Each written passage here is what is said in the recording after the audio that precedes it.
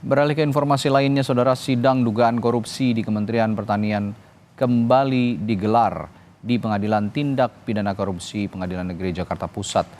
Kali ini mantan Menteri Pertanian Syahrul Yassin Limpo yang akan menyampaikan nota keberatan atau eksepsi atas dakwaan pada sidang sebelumnya. Syahrul Yassin Limpo dan dua anak buahnya akan membacakan eksepsi atau nota keberatan masing-masing di hadapan majelis hakim.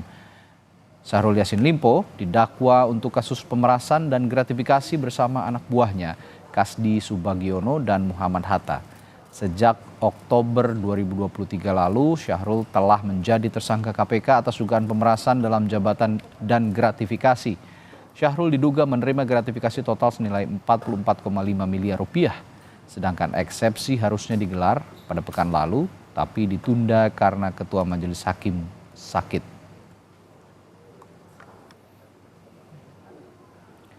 Informasi lebih lengkapnya kita tanyakan jurnalis Kompas TV yang berada di Pengadilan Tipikor Jakarta, Nanda Aprilia. Nanda, ada informasi poin-poin apa saja yang akan disampaikan Syahrul Yassin Limpo dalam eksepsinya hari ini?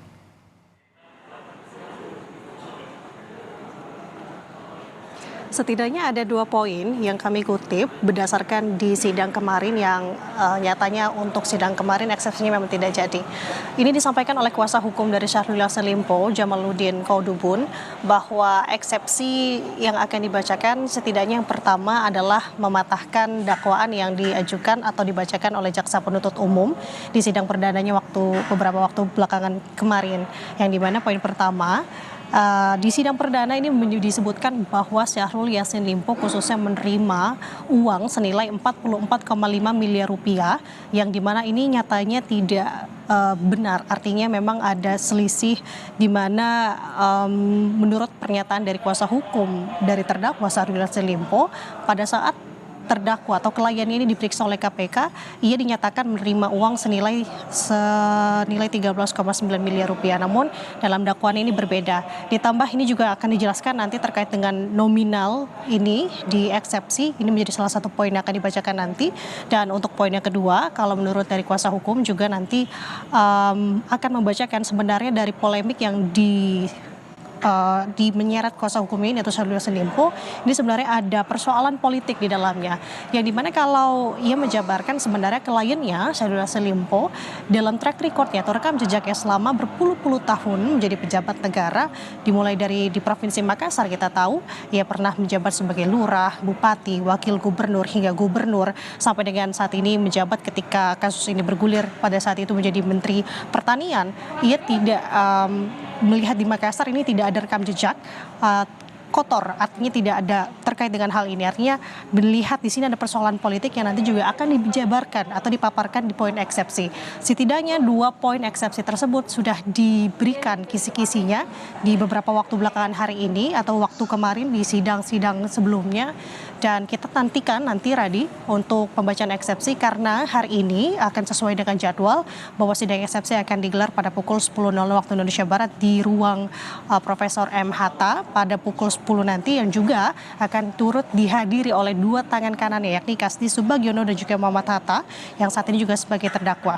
Nah Radi, kalau kita bisa mengulik kembali terkait dengan dakwaan yang dibacakan oleh Jaksa Penuntut Umum KPK pada beberapa waktu lalu khususnya di persidangan, bahwa ia didakwa memeras pegawainya sendiri dengan total mencapai 44,5 miliar rupiah selama ia menjabat sebagai Menteri Pertanian yang dimulai dari tahun 2020 sampai dengan 2023. Kemudian ia teknisnya seperti apa ini juga dijabarkan.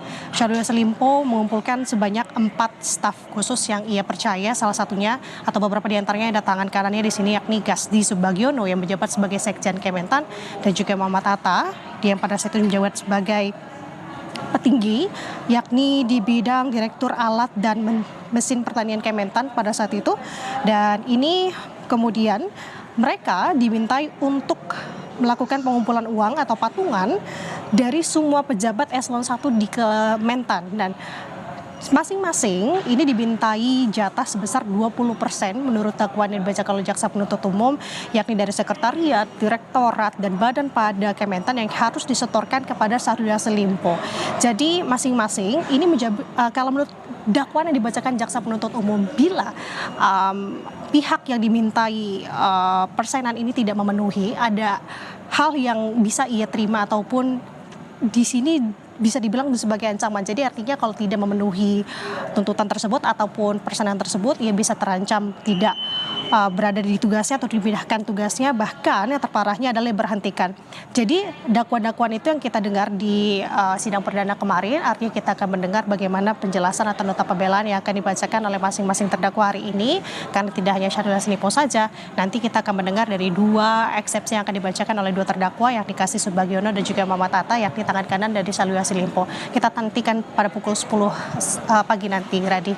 Baik, pukul 10 nanti eksepsi akan dibacakan Syahrul Yassin Limpo di depan Majelis Pengadilan Tindak Pidana Korupsi di Pengadilan Negeri Jakarta Pusat.